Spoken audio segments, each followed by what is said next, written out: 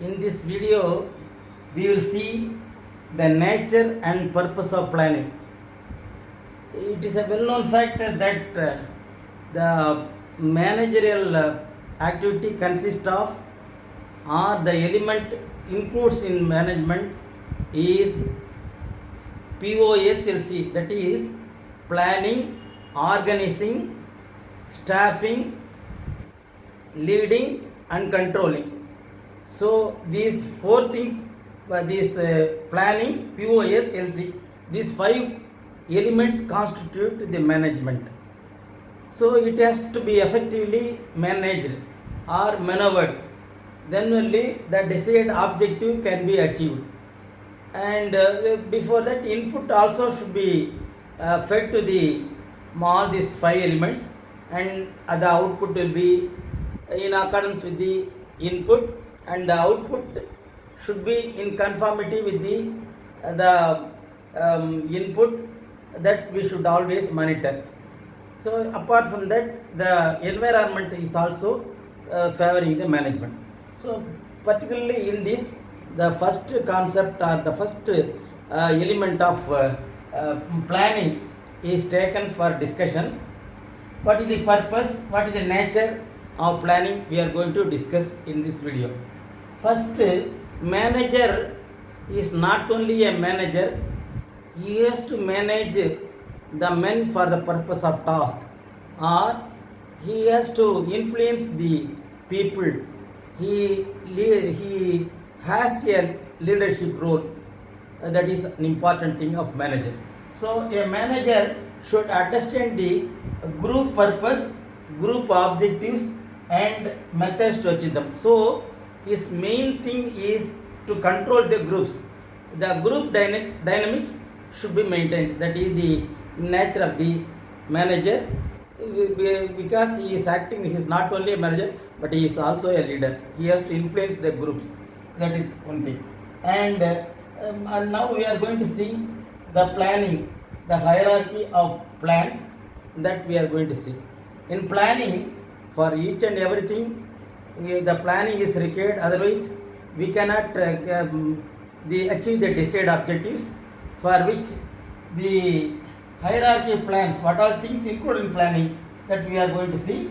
So the planning includes mission, the purpose or mission, and action to achieve them. What for the management is functioning, what it has to do, whether it has to achieve the desired thing.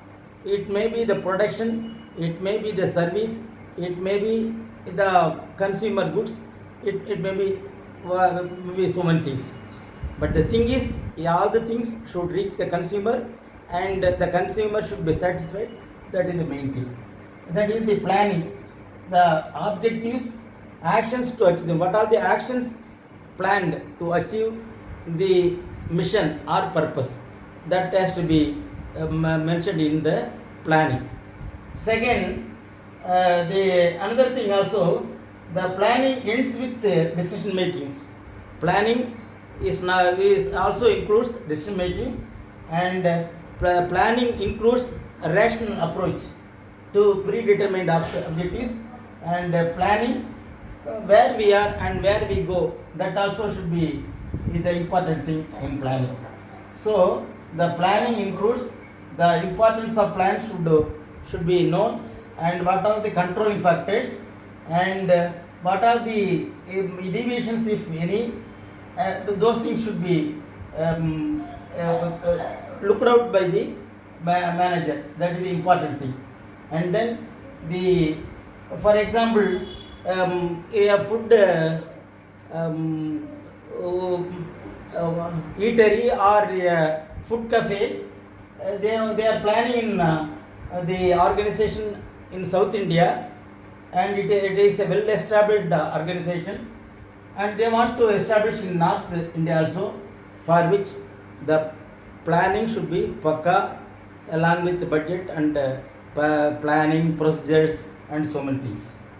So now we are going to see the types of plan and hierarchy of plans. First, in the hierarchy of plan, the for each and everything, the first we will see the purpose of mission. That is, we already told that what for the management is functioning, and what is the mission, what is the aim, what for it has been started. That has to be mentioned in the purpose of planning or mission of plan. Second thing, the objective. Objective, that is, the objective is always called the end product, the goal, and what is the objective of the organization or the management. That is, it may be an organization or the management may be having the idea to produce some millions of sets or lakhs of sets in the year. Like that, a car company may have the objective of producing some lakhs of cars. Like that, that is the objective. Like that, for refrigerator company, it will be having its own the objective. So each and every management has its own objective. It may be the or otherwise called end product or otherwise called goal. The goal should be achieved by any means. That is the management activity. That is objective. And then strategy. What are the strategy to be adopted? That is program of action. And then what is the thing included in the managerial planning? That is called strategy. That is, what are the strategies we adopt with the help of laborers, with the help of machinery and thing, with the help of budget. What are the strategies to be adopted is included in the planning. That is the third hierarchy. And another thing, in hierarchy, we want to tell you another thing, that is the hierarchy are usually certain management plans are drawn in a pyramidal shape. Why it is drawn in a pyramidal shape means, always in pyramid the top is narrow and the area is also very less. That means the idea or the topmost thing provides sharp idea and also the area is less. That is, the member who governs that area will be less. That's why it is on the top. The next one is successively like that, it is broadened in a shape, and the last one is so much broad, and that is the end one, the lowermost bottom order. So this is the importance is the quantum is more in the bottom and the quantum is less, and the idea is more and sharpest idea. That's why we are always drawing in pyramidal shape. Next thing, the fourth one is policies. What are the policies? The policies means the broad framework of the decision or the objective of the organization is called policy. For example, the education policy of the government is to educate all the people. That is the policy. So like that, each and everything will be having the policy. That is broad framework is called policies. And then it is also, the policies is also gates for decision making. So based on the policy, the decisions are drawn. That is the policy. The next in the hierarchy, lower hierarchy order, that is procedure. That is the how the required material of are to be handled. That is called the procedures. What are the procedures to be adopted in a management? How the each and every section works. But is say for example production, sales, and then advertisement, so many things, and the person, so many things will be there. And what are the procedures adopted for each and everything for satisfying the each and every department? That is called procedure. And then the rules. Rules are always gauge the action. Without rules, there may be pell-mell condition. There may not be any orderliness. So the rules govern are the guide actions. What are the actions governed in a management? The rules should be there. Otherwise, there will be pell-mell or there will be zigzag or in 6 and 7 condition. So rules always gauge the action. And then the programs, the next one is program. The how the task should be completed by sequence of action is called the program. Each and everything, suppose if a mold will come from one section, and from in some other section there will be the automatically the guide will be the door will be fixed on the car, sometimes like that, everything by even by robot action they will do the things. That is called the program, sequence of action, and this is also to be supported by budget. That is the program of action. And the last one is budget. Without budget nothing can be done. Budget is the receipt and expenditure usually, but herein it is expenditure budget is there, capital budget is there, then variable budget is there, and for each and everything, that is for manufacturing, for each and everything there will be the budget. Unless the budget controls all the things, it is very difficult to control the management. So the last one is the broadest one, and that is budget. Without a budget nothing can be performed. That's why it is on the bottom order, and it is broad. So budget keeps a vital role for all the things. It may be the performance budget, it may be zero based budget. So many budget governs the planning, and that is the next thing. So in the hierarchy means the level of arrangement. That is as a ladder, like the top one is purpose of mission, objective, strategy, next policy, procedure, rules, program, and then the last one budget. So this is called hierarchy of planning, or ladder like structure, or the sequence of arrangements in planning. That is called hierarchy of planning. And then next we are going to see the steps in planning. How far for planning, what are the steps involved then? How to proceed in planning, that also we are going to see. That is, first thing is being aware of opportunity. So that is it is always called SWOT analysis: strength, weakness, opportunity, and threats. That is, if a management is there, they have to see what are the strength of the management, what are the strength of the organization, what are the strength of the workers, what are the strength of the brand name, so many things. That is called strength. And W, weakness. What is the weakness they have? They have to compete with other brand or something like that, other biggest organization. So that may be the weakness. And O means opportunity. SWOT, and this is always called SWOT analysis. O means opportunity. What are the opportunity available for that for this organization, for the management?